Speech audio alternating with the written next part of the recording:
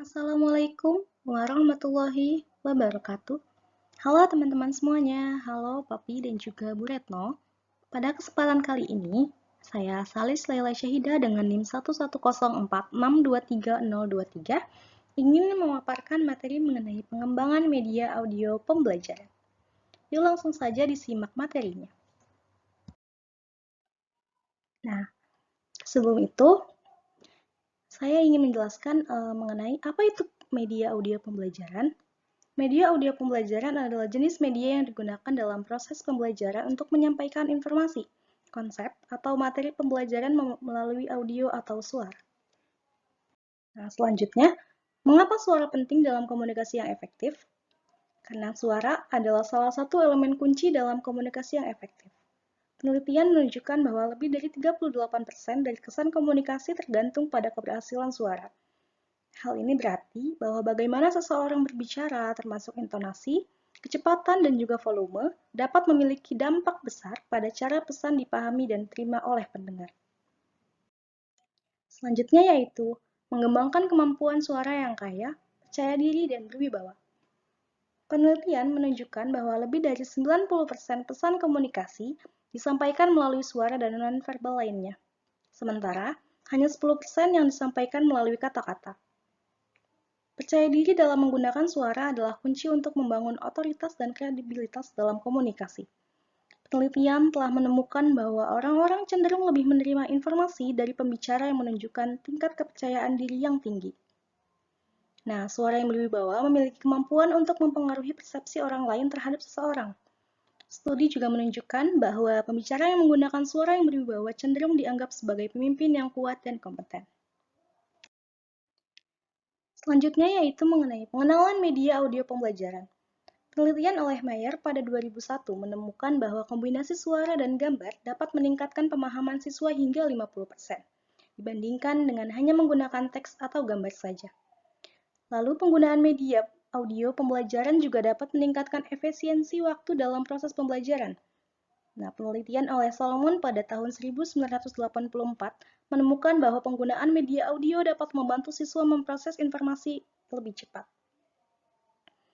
Media audio pembelajaran juga dapat memfasilitasi kolaborasi dan interaksi antara siswa. Penelitian oleh Rosset dan PA pada tahun 2002 menunjukkan bahwa penggunaan media audio dalam pembelajaran kooperatif dapat meningkatkan interaksi sosial dan keterlibatan siswa. Nah, selanjutnya ada landasan teori pembelajaran audio. Yang pertama yaitu landasan teori dual coding. Teori ini menyatakan bahwa mengkombinasikan representasi verbal dengan representasi nonverbal dapat meningkatkan pemahaman dan retensi informasi siswa. Selanjutnya yaitu landasan teori belajar audiovisual. Nah, teori belajar audiovisual ini oleh Richard Mayer mengemukakan bahwa penggunaan multimedia termasuk media audio dapat meningkatkan pemahaman siswa.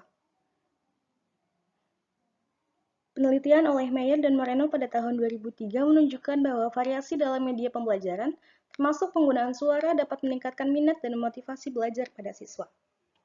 Selanjutnya yaitu landasan teori kognitif. Teori kognitif oleh Jean Piaget menekankan pentingnya konstruksi pengetahuan oleh siswa melalui interaksi dengan lingkungan mereka. Nah, dalam konteks pembelajaran audio, teori ini menyoroti pentingnya menyajikan informasi dengan cara yang memungkinkan siswa untuk mengkonstruksi pengetahuan mereka sendiri. Selanjutnya yaitu landasan teori konstruktivis oleh Lev Vygotsky. Nah, beliau menekankan pentingnya interaksi sosial dalam pembelajaran. Dalam penggunaan media audio, teori ini menyoroti pentingnya kolaborasi antara siswa dalam mengkonstruksi pengetahuan mereka. Selanjutnya yaitu teori belajar situasional. Teori belajar situasional oleh Jean Lev dan Etienne Wenger menyoroti pentingnya konteks sosial dalam pembelajaran. Dalam konteks penggunaan media audio, teori ini menekankan pentingnya menyajikan informasi dalam konteks yang relevan dan bermakna bagi siswa. Selanjutnya yaitu teori belajar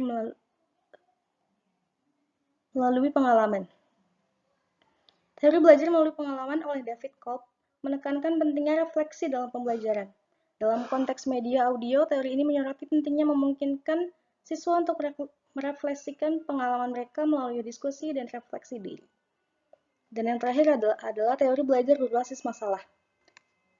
Teori belajar berbasis masalah oleh Howard Burroughs menekankan pentingnya pemecahan masalah dalam pembelajaran.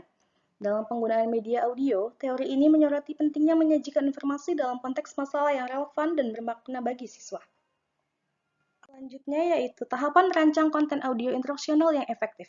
Yang pertama yaitu menentukan tujuan pembelajaran, yang kedua yaitu dengan mengenali audiens, yang ketiga yaitu mengembangkan skrip, yang keempat yaitu dengan pilih narator yang tepat, yang kelima menggunakan bahasa yang sederhana dan mudah dipahami, yang keenam dengan menambahkan efek suara yang relevan, yang ketujuh memperhatikan kualitas audio, yang kedelapan merancang dengan durasi yang tepat, yang kesembilan yaitu sediakan kesempatan interaksi, yang kesepuluh yaitu uji coba dan evaluasi, yang kesebelas mempublikasikan dan disebarkan, dan yang terakhir yang ke-12 yaitu melakukan pembaruan dan peningkatan yang berkelanjutan.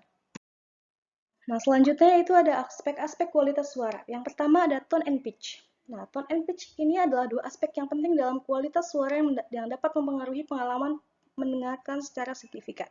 Yang pertama yaitu tone atau nada suara, yaitu mengacu pada karakteristik emosional dan psikologis dari suara. Dan tone ini yang tepat dapat membantu mengekspresikan nuansa emosi atau sikap tertentu kepada pendengar. Yang kedua itu ada artikulasi dan pronunsi. Artikulasi dan pronunsi merupakan aspek penting dalam kemampuan komunikasi yang efektif. Artikulasi mengacu pada kejelasan dan ketepatan pengucapan suara.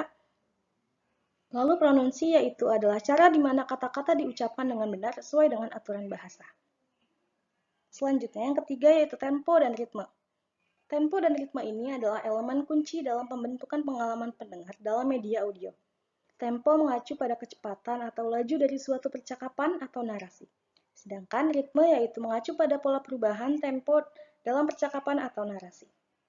Nah, yang terakhir yaitu yang keempat adalah emosi dan ekspresi. Emosi dan ekspresi ini memainkan peran penting dalam komunikasi manusia. Penelitian menunjukkan bahwa ekspresi emosi tidak hanya mempengaruhi bagaimana kita merasakan dan memahami dunia, tetapi juga bagaimana orang lain mempersiapkan dan merespon kita. Sekian pemaparan materi pada kesempatan kali ini. Mohon maaf jika banyak materi yang masih kurang jelas. Terima kasih. Wassalamualaikum warahmatullahi wabarakatuh. Sampai jumpa.